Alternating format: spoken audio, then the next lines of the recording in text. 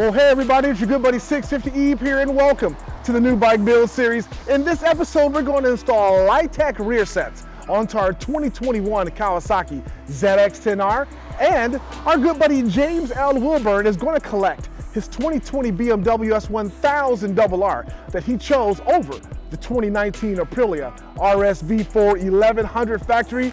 All that cool stuff is going to happen real soon, but if you're new to the channel, hit the subscribe button. If you're already a subscriber, tap that bell and you'll get notified when new content is uploaded. It's cold and snowy outside and James will be pulling up any moment. Before he arrives, let's go inside and have Zach install those rear sets, huh? Hey, what's going on, everybody? What's up, buddy? Feels like forever since we've been here, but it has been a while. Starting a new season off. I mean, we kind of started it before, but this is the official kickoff, right? Yes, it is. Of the Kawasaki Honda bike build series. Right now, the Honda's out getting some special treatment. Yeah, it's over at Bren Tuning. Massachusetts and Bren Tuning. So he's figured out some stuff with the ECU, it looks like. Yes. Seen a couple posts on Instagram. Looks pretty exciting. He's got that sucker up to 196 horsepower on pump fuel right now, Zach. Wow, that is pretty cool, considering it started at like 166. Yes, it did. And it had throttle restrictions at 50%. Yeah. So now you'll get full throttle. That's going to, even just that would be amazing with 166 horsepower. But now that it's 196, it should feel just like the rest of the bikes then. Yeah. So that is going to be pretty sweet. I can't wait to ride that again. Yep. So today, though, we got the Kawasaki. We got some pretty awesome Lightech rear sets from Manny at Motomillion. Only the best from Manny at Motomillion. Yes, we're going to go ahead and see if we can figure out. These are always a good puzzle, you know. Yes. Want to make sure you got some time set aside. I was hoping they'd have some instructions on the website, but it doesn't look like it. So I guess, because I don't think there's any in the box here, I think we're going to be all on our own. Okay. Looks like we'll have lots of positions to put our foot pegs in, so that's nice. Higher, lower for comfort, higher if you're on the track. Brake pedal's always adjustable, the length, flexi foot pegs there, and then these are the style. You can get pegs that do not swivel. These ones are on the spring and still spring, which isn't a bad thing. Okay. Some people like them solid, some people like them with the spring, so. Yeah. This is available just as a separate part. It just bolts on. You could get the solid peg. Okay. If you'd like the solid better, and they come with some nice carbon fiber heel guards. Heel guard always important for when you're on the track. It's pretty much what you keep the heel of your boot on. Mm-hmm. So yeah, one for each side, shifter, brake. We just got to figure out how everything mounts to it. Yeah. Like I said, I'm not seeing any paper instructions in here. We'll start over on the brake side because it's always a little more difficult because we have more stuff to mount to our rear set. We got the rear master cylinder, we have the master cylinder reservoir, the brake pedal, linkage. All right, so even though we didn't really get instructions, it did come with the sheet that shows us where most of the parts go. And right on it, it says this kit doesn't use the OEM spring lever return or the brake light switch. So we're gonna have to get one of the hydraulic switches. If you watched us on the R1M, I believe we used it. It's just a little, instead of this banjo bolt, we'll have a pressure switch here, and I'll just tie it into this wiring. So I gotta figure out, it looks like they put a bolt back here. Hopefully I can get it off so we can get the wiring up out of the way, and then we'll cut in and do that instead. But in the meantime, we can hook everything up. They use snap ring on the back here to attach it to our master cylinder. Looks like it's just going to slide right in there then, so that's not too bad. We can handle that. Yeah. These snap ring pliers are super cool from Snap-on. I don't know if we've lifted them before. Yeah. I like them because you have inside and outside snap rings. So this, if you look as I open it, it spreads the snap ring out. Sometimes you have snap rings that go the other way, where they start large and you need to make them smaller. Yeah. And these pliers do either direction just with the twist of this cam. Oh, wow. So it's pretty cool. Otherwise, usually you have to take the snap ring pliers all apart. I'll show you a different style here. So now we're back to that way. Where this other style, sometimes you even have to unscrew them and stuff, but this one has like a quick release. You have to take it off, flip it over, and then put it. So those things are pretty nice. They are.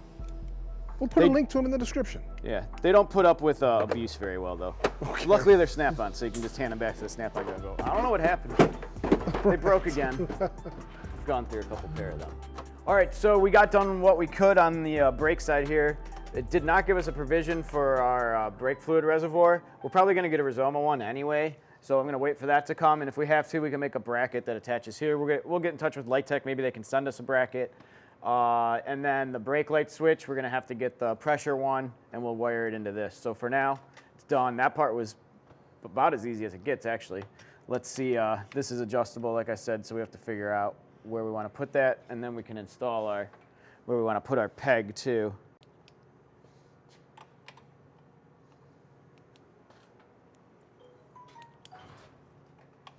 We want it to be flexy that way, I believe. So what do you think? Should we go up high, down low? Where do you want to put it? I'm a big fan of making it as close to OEM as possible. Okay. So that's going to just put us kind of holding this here. So that's going to be the bottom row, about midway in.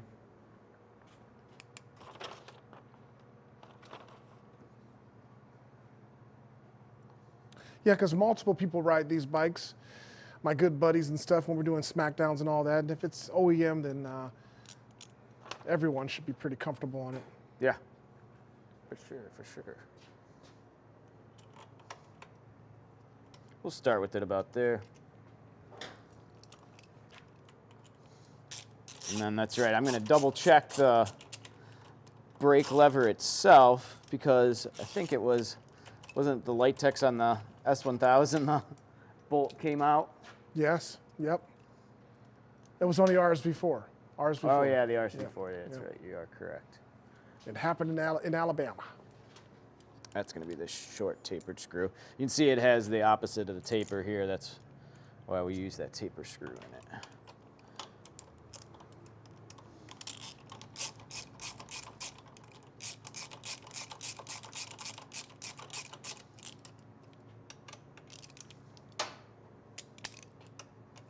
Survey says, oh, nice and tight. All right, I don't know. Super weird.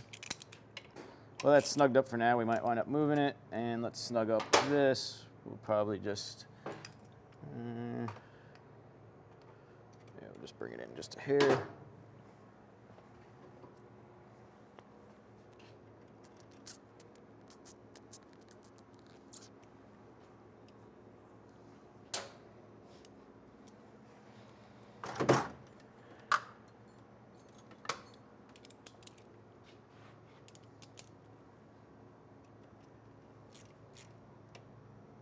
Snugged up. All right. Cool. Well, it looks good. Yeah, it does. It looks really nice. Yeah. Matches our color scheme really well. Yes, it does. It's got black. It's got this almost the same red. Yeah. Not too different. It's our red here. Yep. Red and the grapes. Cool. Let's see what the shifter side has in store for us. Ah, yes, we've got a quick shifter, so shouldn't really be messing with that linkage length too much, hopefully. Yes. All right, so we got the rear set off on the other side, loosened up the lock nut on our shifter linkage here. It seems pretty nice. I mean, they had it in all the way just about. And then this side isn't really adjustable, so that's cool. So we'll put this off to the side. And let's grab our new setup. Got our new Heim joint that's supplied with the kit. Okay.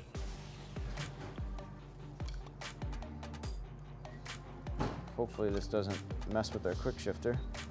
You better not, because it's silky smooth on this bike. Yeah. And then it gives us a couple mounting positions here. We'll just go with the middle one. That usually seems to work best to start with. All right, so if you're following along at home, there is a little spacer that comes with our new shift Heim joint. It's going to go behind, otherwise our shifter winds up hitting our quick shifter solenoid, so we don't want that to happen. And now we just got to figure out it's adjustable, as you can see, up and down this way. We can move this in and out too. We'll have to drop the bike down, sit on it, and just kind of adjust for comfort and try to get that in the best position. I'm going to make sure that the shifter itself is tight, because that was already installed. Yep, seems very tight. So that is good. We got our foot peg in the same position as the other side. Again, not even really sure if that's good. We can go ahead and tighten this up because we know that's going to be fine. Well, we got it in the middle position. We could go up or down on that as well. We'll leave it in the middle position. We can tighten it up. Fortunately, we can't take it out and make sure that we don't have any quick shifter issues. Too much snow, 12 and degrees. then we just talked with the man himself, Miami Manny. Yep. And he came up with an awesome solution for our rear brake master cylinder dilemma. He has a complete rear brake master cylinder that has the reservoir built into it. So it's going to be this awesome billet rear master cylinder with a billet reservoir built right into it. We're going to get the brake light pressure switch, and all this will be cleaned up and gone. And we got some Friend Tubo brake lines coming. Yes. So we'll just do all that at the same time, leave the brakes out, and we'll have it set. That's going to be epic. If you were doing this by yourself, best thing I could say would be if you wanted to ride, just make yourself a little bracket, paint it black. All you'd have to do is get a piece of metal, drill 2 holes in it. If you got a buddy that has a machine shop, have him make something real nice. You could probably even use this same hardware. Or if really necessity, you could zip tie this out of the way and just cut your brake light switch and not have a rear brake light switch for a little bit until you got the, you can buy these online, you can buy these anywhere. Yeah. It doesn't have to be a specific one. And it's just 2 wires. There's 2 wires here. The polarity might matter. I don't know what ground is on Kawasaki. I haven't looked at the wiring diagram yet, but one wire would be ground, one would be positive. Put it on and your brake light would work. You don't even have to bleed your brakes out when you just do the banjo bolt. Okay. Again, if you go in the way back machine and look when we built a Yamaha R1, I'm almost positive is what we used it on. Yep. And you can see how that gets hooked up. But we'll show it again because it's been a long time. I wish we could get out and ride, but unfortunately, we are stuck in the shop. So, well, felt good to be back and get some parts going on these motorcycles. Yep. Can't wait to see the CBR and hear it and ride it when it comes back all not detuned, I don't know. Unrestricted. Unrestricted, that's the word I was looking for. Eve, thank you. And we'll catch everyone in the next video. We'll get some more cool stuff on. Okay. Thanks for watching, guys. Thanks, Zach. You heard him. The CBR will be back from BLING Tuning real soon. It's making over 196 horsepower. I'm not going to tell you if that's on pump fuel or racing fuel, MR12. You're going to have to wait and see.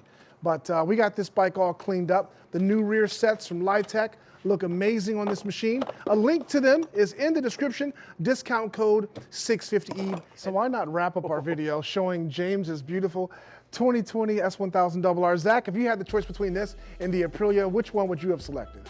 I mean, to tell you the truth, I'd have to go with the RR myself. I mean, just look at it. I don't know if it comes across in the awesome 4K video, but it is just gleaming here in the showroom compared to the stock one. Yeah, that's why we have them next to each other. Wow, look at the difference. And the biggest thing I like about it, I'm just super impressed with how light we got the weight. Yes. And how well the power is delivered and how fast it actually is, and it sounds good.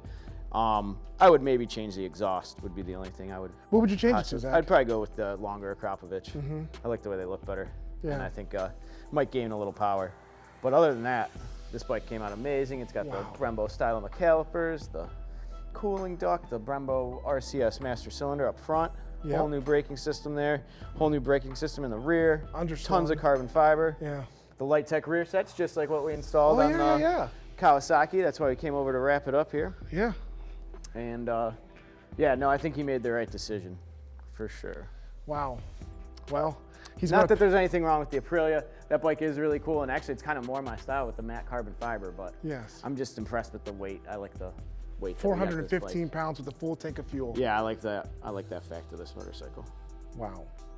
All right, folks. Well, somebody's going to be lucky enough to choose between our 2021 Kawasaki ZX-10R that we just installed those beautiful Lightech rear sets onto, or our 2021 Honda CBR 1000 Fireblade SP. Information on how you might be that lucky individual is down below in the description. But just look how this bike turned out. This is how it started out, a stock bike, over a year ago when we first got this machine. But what a difference it makes from. But it didn't stay like that very long. Remember, right out of the crate, we had some bullets and the underslung on it. We had the wheels, tires, rotors, chain and sprocket. Wow. It came running strong and then slowed down a little bit. And now it's gorgeous. James is a lucky fellow. He's going to pick this bike up tomorrow. So this is probably one of the last times we'll see it on the 650E YouTube channel unless we hook up with him. He lives in Pennsylvania. That is a good thing. Hopefully he'll bring it by for services or something if he needs just some basic maintenance, because I don't foresee any issues. Yeah. With it, of course. All right, folks. Thanks so much for viewing the video, and we'll catch you next time. Thanks again. We'll catch you. Later, Mr. Zach. All right. Wow. I can sit here and stare at this motorcycle all day, but I'm not because I got to go. But this bike is beautiful, and so is our ZX-10R and the Honda CBR 1000 Fireblade SP. Thanks for viewing, guys. We'll catch you next time on the 650E YouTube channel.